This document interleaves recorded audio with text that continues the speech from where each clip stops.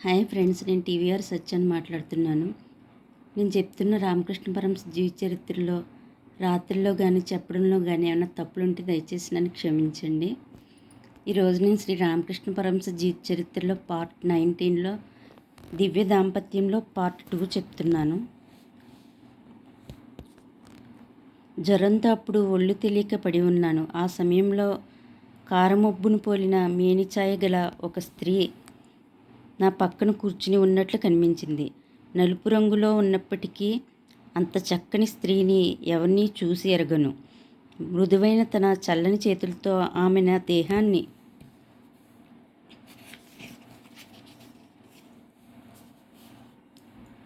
నిమురుతూ ఉంటే దేహపు మంట ఉపశమించింది. నువ్వు ఎక్కడి నుండి వచ్చావమ్మా అని నేను అడిగాను. దక్షిణేశ్వరం నుండి అని ఆమె బదులు చెప్పింది. ఆ జవాబుకు నేను నిర్ఘాంతపోయి, దక్షిణేశ్వరం నుండా? నేను ఆయన్ను కలుసుకుని సేవించడానికి అక్కడకు వెళ్ళాలని అభిలేషించాను. కానీ దురదృష్టవశాత్తు ఈ జ్వరం కారణంగా అంతా తారుమారైనది అన్నాను.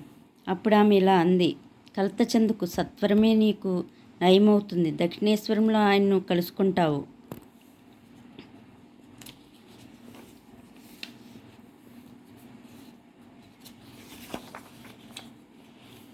నీకోసమే ఆయన్ను నేను అక్కడ ఉంచాను. అలాగా? ఎంత దయామయురాలువు.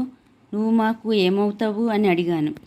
నేను నీ అక్కను అని ఆమె బదులు చెప్పింది. ఓహో, అందుకేనా వచ్చావు అన్నాను.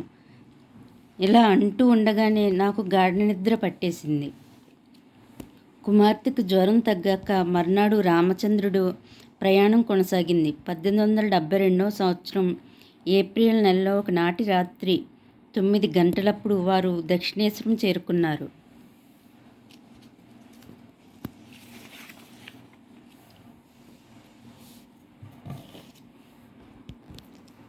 ఆ దుర్భర స్థితిలో ఉన్న సతీమణిని చూసి శ్రీరామకృష్ణులు ఎంతో విచారించి స్వయంగా తమ గదిలో ఆమెకు పడకను ఏర్పాటు చేయించారు.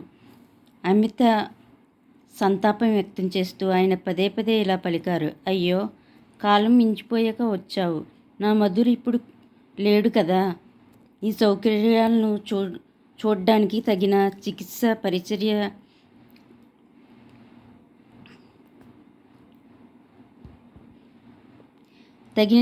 పరిచర్య శ్రీరామకృష్ణులు ఏర్పాటు చేయడంతో ఆమె 3-4 రోజుల్లో ఆరోగ్యం పుంజుకున్నది.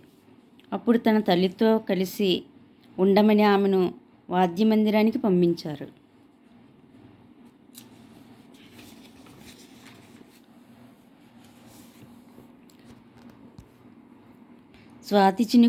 స్వాతివానకు ముత్యపు చిప్పల ప్రాణేశ్వరి సందర్శనానికై వేచియున్న శారదాదేవికి ఆయన ప్రేమాదరాలను స్వయంగా చూశాక కలిగిన ఆనందాన్ని ఎవరు వర్ణించగలరు? స్వధర్మ విషయంలో ఇక సందేహం ఎందుకు? ప్రాణేశ్వరుని అత్తగారిని సేవించడమే తన కర్తవ్యమని ఆమె నిశ్చయించుకున్నది. సర్వగంగ పరిత్యాగ బ్రహ్మచర్య వ్రతధారి అయిన ఆ యతీశ్వరుడు యవ్వన శోభిత సౌందర్యవతి అయిన సతి తన సన్నిధిని నివసింప అనుమతించారంటే తన మనస్సంయమానికి, భావ సంశుద్ధికి,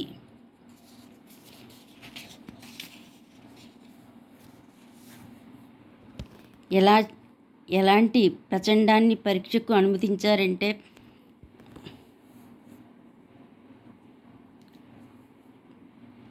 ఎలాంటి పరీక్షకు అనుమతించారో పరీక్షించండి.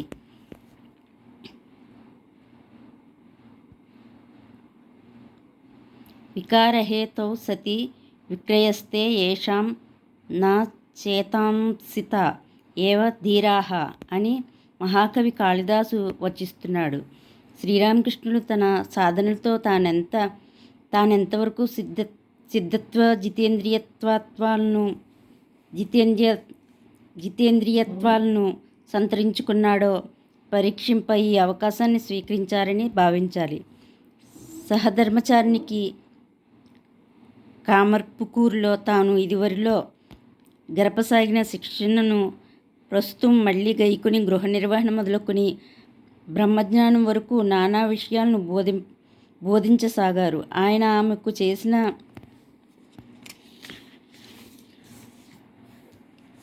ముఖ్య ఉపదేశాల్లో ఇది ఒకటి. చందమామ పిల్లలందరికీ మామే, ఇట్లే పరమాత్ముడు అందరికీ పరమ ఆప్తుడు. ఆయన్ను ప్రార్థించడానికి ప్రతి ఒక్కరికి హక్కు ఉంది. మనస్ఫూర్తిగా ప్రార్థించే వారందరూ ఆయన సాక్షాత్కారం పొంది ధన్యులవుతారు. నువ్వు ఆయన్ను ప్రార్థిస్తే దర్శించగలవు. శారదాదేవి వచ్చి 3 పక్షాలు అయిన తర్వాత శ్రీరామకృష్ణులకు ఈ దివ్య అభిలాష జనించింది. నాడు 1872 సంవత్సరం జూన్ 5వ తేదీ అమావాస్య. అది ఫలహారిణి కాళీ పూజ.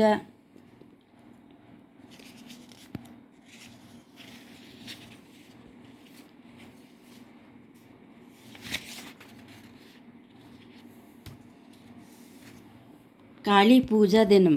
శ్రీరామకృష్ణులు తమ గదిలో ప్రత్యేక సన్నాహం చేసి పూజా సమయానికి అక్కడికి వచ్చి ఉండమని శారదాదేవికి తెలిపారు. అట్లే రాత్రి 9 గంటలకు ఆమె వచ్చింది. శ్రీరామకృష్ణుల అర్చక స్థానంలో ఆసీనులై ప్రారంభ క్రియలను నెరవేర్చి దేవతకై ప్రత్యేకంగా అమర్చిన పీఠం మీద కూర్చోమని శారదాదేవికి సంజ్ఞ చేశారు. శ్రద్ధాభక్తులతో పూజా క్రియలను అవలోకిస్తూ అర్ధబాహ్య స్మృతిలో ఆమె మంత్రముగ్ధులా ఆయన పనుపున పీఠం అధిష్ఠించింది. అప్పుడు పవిత్ర గంగాజలం ఆమెపై ప్రోక్షించి సమంత్రకంగా శ్రీరామకృష్ణులు ఇలా ఆవాహన అనర్చారు: ఓ బాల, కౌమారి,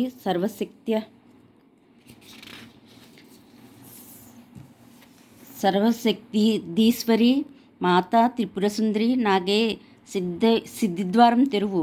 ఆమె మనశరీరాలను పరమ పవిత్రం గావించి ఆమె యందు ఆవిర్భవించి సర్వకళ్యాణ సాధన బోతవవు. అప్పుడు ఆమెను పరమేశ్వరి స్వరూపంగా భావించి షోడశోపచారాలతో పూజించసాగారు. ఆ సమయంలో ఆమె దివ్య పారవస్యం పొంది చివరకు సమాధి స్థితి పొందింది. పూజ సమాప్తి అయ్యేసరికి ఆయన సమాధి నిమగ్నులు అయ్యారు. ఆ ప్రశాంత సమయంలో ఇలా ఆ లోకోత్తర దంపతులు ఉదయైక్య నౌకను అధిష్ఠించి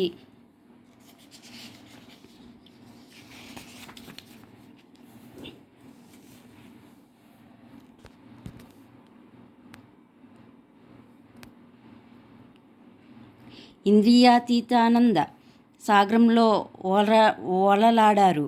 ఆ దివ్యానంద పారవస్యంలో గంటలు గడిచాయి. అర్ధరాత్రి అయ్యేసరికి శ్రీరామకృష్ణులకు మెల్లగా బాహ్యస్మృతి కలుగసాగింది.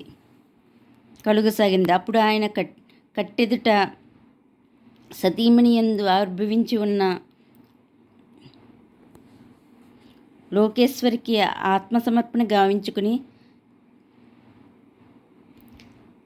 సమంత్రకంగా తన సమస్త సాధన ఫలాన్ని, జపములను, తనదైన సర్వస్వాన్ని సమర్పించి ప్రమాణం చేశారు. షోడశీ పూజ అనే ఈ మహా తాంత్రిక క్రియ శ్రీ శారదారామకృష్ణుల దాంపత్యాన్ని ఎంత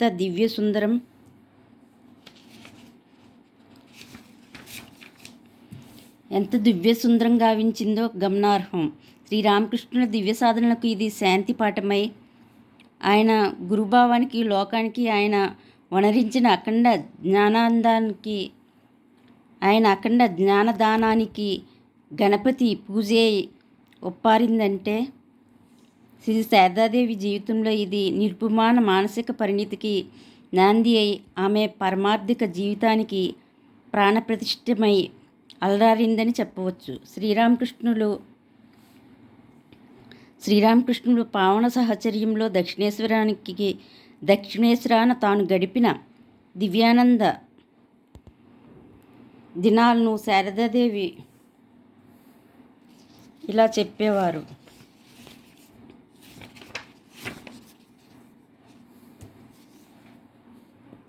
అహర్నిశలో అప్పుడు ఆయన పొందుతూ ఉన్న అద్భుతమైన దివ్యానుభవాలను వర్ణింప ఎవరితరం దివ్య భావ పరవశులై ఒక్కొక్కప్పుడు ఆయన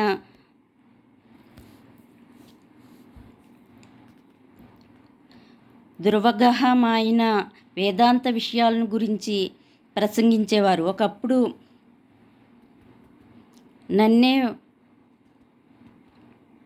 వారు మరొకసారి ఒకప్పుడు నవ్వేవారు, మరొకసారి ఏడ్చేవారు, ఇంకోసారి గాఢ సమాధిని ముగ్గులు అయి నిచ్చెలతో ఒప్పారేవారు. రాత్రి అంతా ఇలాగే జరుగుతుండేది. ఆయనలో ప్రత్యక్షమయ్యే అసాధారణమైన దివ్యావేశాన్ని, దివ్య చైతన్యాన్ని చూసి భయంతో వణికిపోతూ రాత్రి ఎలా గడుస్తుందా అని తత్తిరిల్లేదాన్ను.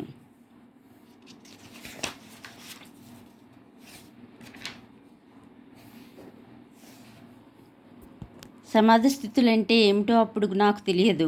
ఒకరోజు ఆయన సమాధి స్థితి నుండి ఎంతసేపటికి బాహ్య స్మృతిలోకి రాకపోవడం చూసి భయభ్రాంతినై విలపించి హృదయకు కబురు పంపాను.